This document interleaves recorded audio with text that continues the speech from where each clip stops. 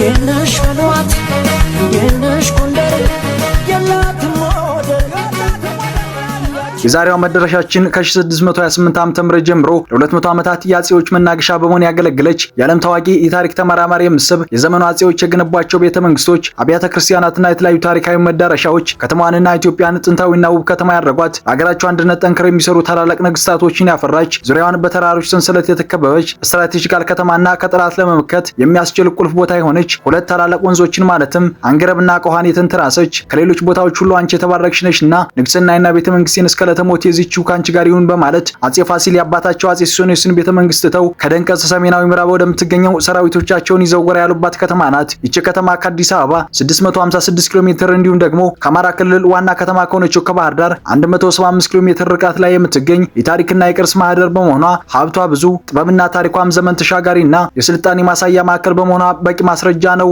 ጎንደር።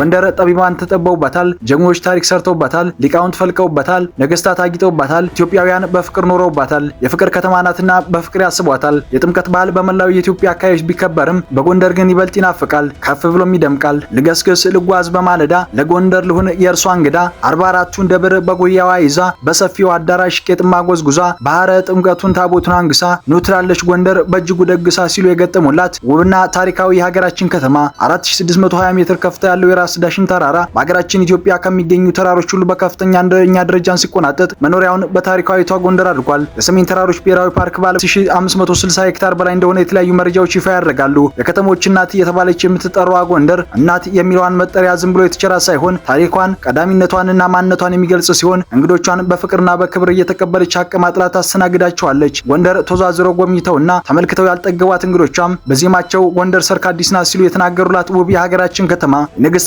መድናቸውና የሊቃውንት ባታቸው የነበረችው ጎንደር ተደጋጋሚ ግጭትና ጦርነት ባደበዘዘው የኢትዮጵያ ታሪክ ውስጥ ዘመን የማይሽረው አሻራ ያላት መናገሻ ናት። ከተማዋን እንደ ሀገር የምትጠራ ጥንታዊና በየዘመኑ የምታበራ የነጻነት፣ የጥበብ፣ የማንነትና የአብሮነት ቀንዲል ናት ጎንደር። ጎንደር የጎበኛት በስስት ያልጎበኛት በጉጉት እንደ ተሯሮቿ ለክብሯ ዘብ ይቆማሉ። በህይወት ዘመን ቸር ቢያደርሰኝ አልቀርም ተብሎ ቀጠሮ ከሚያዝላቸው ውስን የሀገራችን ቦታዎች መካከል አንዷ የሆነችው ጎንደር ያውም ደግሞ በጥምቀት አለመጎብኘት ያጎርላል ቢባል ማጋነን አይሆንም። ጎንደር ዘወትር ሙሽራ ብትሆንም በጥምቀት ግን ያለች በጥር በተለይ ደግሞ በጥምቀት እምነትና ሃይማኖት፣ ባህልና ውበት፣ ጀግንነትና ማንነት ድርን ማዘመን እንኳን በጥምቀት ባህል ከሙላቷ ላለመጉደል ለጎብኞቹ ጠብር ግፍ የምትል ባህልና ወግ አዋቂ ከተማ ናት። እምነት እንደ ጅረት የፈሰሰባት፣ ዲያቆን ቀሳውስቱ የተቀኙላት፣ ጎበዝና ጀግና ደጎች ያሉባት የነገስታት ሀገር ጎንደር እንዴት ነሽ እንዳለ ከያኙ ጎንደር ባለብዙ ታሪክ፣ ባለብዙ ሀብት፣ ባለብዙ ቅርስ ባለቤት ናት። በታሪክና በባህል ነጸብራቅነቷ የምትታወቀው ጎንደር በሰባት አውራጃዎች የምትከፈል ሲሆን እነዚህ አውራጃዎች የራሳቸው ዋና ከተማ አላቸው። ወገራ አውራጃ ዋና ከተማው ዳባት፣ ሰሜን አውራጃ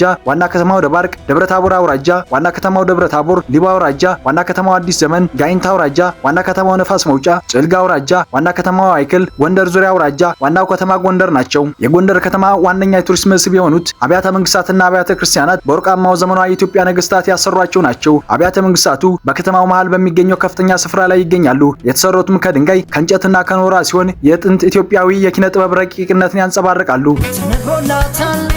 በክብረ መንግስት የፍቅር ንግስት የፋሲል ግንብ የኢትዮጵያ የኪነ ጥበብ አሻራ ያረፈበት ግንባታ ከመሆኑ በላይ ሀገራችን የራሷ ግብረ ህንጻ አሰራር እንደነበራት በዓለም የመሰከረውን ይህን ግብረ ህንጻ የተባበሩት መንግስታት የትምህርት የሳይንስና የባህል ድርጅት ወይም ደግሞ ዩኔስኮ እንደ አውሮፓውያን አቆጣጠር ጥቅምት 1979 ዓ.ም በዓለም ቅርስነት ሊመዘገበው ችሏል። አጼ ፋሲለደስ ጎንደር የከተማ ቅርስ እንድትይዝና ዘመናዊ አኗኗር እንድታዳብር ከማድረጋቸው ባለፈ በኪነ ጥበብ ተጠቃሽ ከተማ እንድትሆን ብርቱ ጥረት ያደረጉ ንጉስ ናቸው።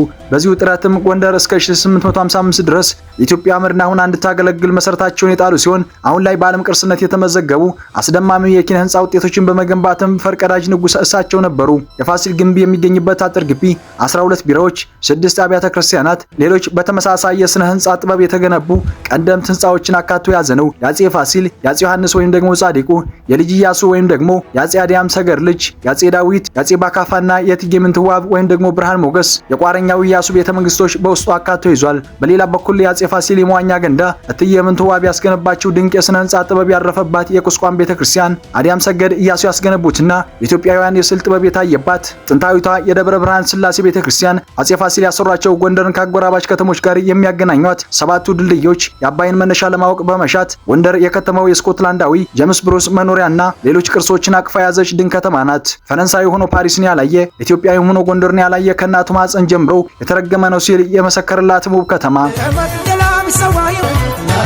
አጼ ፋሲለደስ ወደ ጎንደር እንደገቡ ቤተመንግስታቸው እስኪታነጽ በቀጥታ ያረፉት ከታሪካዊው ጃን ተከል ዋርካ ስር አጅባራቸውን ተክለው እንደነበር የታሪክ ድርሳናት ያሳያሉ። በዚህ ጊዜ ነበር አውሮፓውያን ወደ ጎንደር መምጣት የጀመሩት። ብዙ የታሪክ ተመራማሪዎች እንደጻፉት በታሪክም እንደምሰማው ፒተር ሄይሊል የተሰኘ ጀርመናዊ ህግና ሃይማኖትን በፈረንሳይ ዋና ሜርና በፓሪስ ከ1620 እስከ 1624 በመማር ትምህርቱን በማጠናቀቅ በርካታ ተመራማሪ ተማሪዎች ጋር በመሆን መጀመሪያ ወደ ግብጽ ቆይታ በማድረግ እንደ አውሮፓውያን አቆጣጠር በ1629 ወደ ኢትዮጵያ በመጓዝ በአገሪቱ ውስጥ ተጽዕኖ ፈጣሪ አገልጋይ አስተማሪና ሐኪም በመሆን ንጉስ ፋሲለደስን አገልግሏል። በዚያን ጊዜ የነበሩ የቤተ ክህነት አባቶችንና ቀሳውስትንም የግሪክና የዕብራይስጥ ቋንቋን በማስተማር ይረዳ እንደነበር ታሪክ ያወሳል። አጼ ፋሲልም በሚሰራቸው ስራዎች በጣም በመደሰት ማርያማዊት የተሰኘች ሴት ልጃቸውን ለፒተር ለመዳር ውጥን ላይ እንደነበሩ የአዲስ ኪዳን መጽሐፍ ቅዱስን ወደ አማርኛ አዛብተው ሲተረጉም ስላገኙት በአስቸኳይ ከሀገር እንዲወጣ ንጉስ ፋሲል በማዘዛቸው ከሀገር ተባረረ።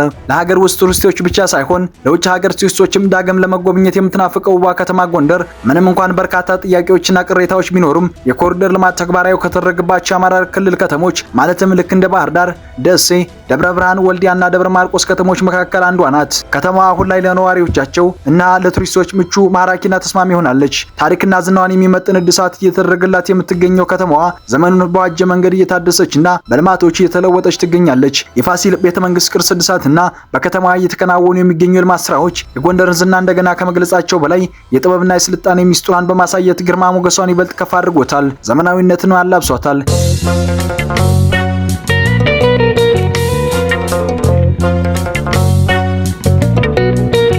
ጎንደርን ጠርተው በትውልድ ስማቸው ካሳ ኃይሉ፣ በፈረስ ስማቸው አባት አጠቅ፣ በወታደራዊ ስማቸው መይሳው ካሳ ወይም ደግሞ አንድ እናቱ ተብለው የሚታወቁ የ19ኛው ክፍለ ዘመን የኢትዮጵያ ንጉሠ ነገሥት ግርማዊ አጼ ቴዎድሮስ ሳያነሱ መቅረት ኃጢአት ነው። ጥር 6 ቀን 1811 ዓ.ም ሻርጌ በተባለ ቦታ ቋራ ውስጥ ከጎንደር ከተማ በስተምዕራብ የተወለዱት መይሳው ካሳ በዘመነ መሳፍንት ተከፋፍላ የነበረችውን ኢትዮጵያን አንድ የማድረግ ታላቅ ራዕይ ይዘው የተነሱ ጀግና ስለነበሩ በ1840 ዓ.ም አጠቃላይ የዘመነ መሳፍንት ስርዓትን በመቃወም በሰሜናዊ ባላባቶች ላይ ዘመቻ ተነሱ። በጦርነት የገጠሟቸው ባላባቶችን አሸነፉ። መጀመሪያ የራስ ማዕረግን በኋላም የንጉስ ማዕረግን በአንድ ዓመት ውስጥ ተቀናጁ። በየጊዜው የሚያደርጉት የተሳካ ዘመቻ የዘመኑን ባላባቶች ኃይል በመሰባበር የካቲት 3 ቀን 1847 ዓ.ም ንጉስ ካሳ ዳግማዊ አጼ ቴዎድሮስ ተብለው የኢትዮጵያ ንጉሠ ነገሥት ሆኑ። የዳግማዊ አጼ ቴዎድሮስ ንግስና የዘመነ መሳፍንት መቃብር በመሆን የዘመናዊ ኢትዮጵያን ታሪክ በማለት ጀመረ። በዘመነ ንግስናቸው አጼ ቴዎድሮስ ሀገሪቱን የሚያሻሽሉ በርካታ ስርዓቶችን አስተዋውቀዋል። ከእነዚህም ውስጥ ባርነትን የሚያግድ አዋጅ፣ የመጀመሪያው መንገድ ግንባታ፣ የስርዓተ ነዋይና የፖለቲካ ስርዓቱን በማዕከላዊ መንገድ ማዋቀር ላብነት ይጠቀሳሉ። በ1852 ዓ.ም ንጉሠ ነገሥቱ የኢትዮጵያ ኦርቶዶክስ ተዋሕዶ ቤተክርስቲያን ርስት የነበረውን መሬት ለገበሬዎች በማከፋፈላቸው ከሃይማኖት መሪዎች ጋር ተጣሉ። ይህንን ተከትሎ በየቦታው አመጽ በሚነሳበት መካከል አውሮፓውያን ሚስዮኖችም ከእንግሊዝ መንግስት ጋር በተነሳ አለመግባባት ምክንያት ባጼው ታሰሩ። በመጋቢት ወር 1860 ዓ.ም ላይ የእንግሊዝ መንግስት በሮበርት ናፒየር የሚመራ በየጊዜው እጅግ ግዙፍ የተባለ ኃይልን አሰናድቶ አውሮፓውያን እስረኞችን ለማስፈታት ጦር ላከ። ሚያዝያ 5 ቀን 1860 ዓ.ም ይህ ጦር በመቅደላ ምሽግ ላይ በሚገኘው በአመጽ የተዳከመው የንጉስን ጦር ላይ ጥቃት አደረሰ።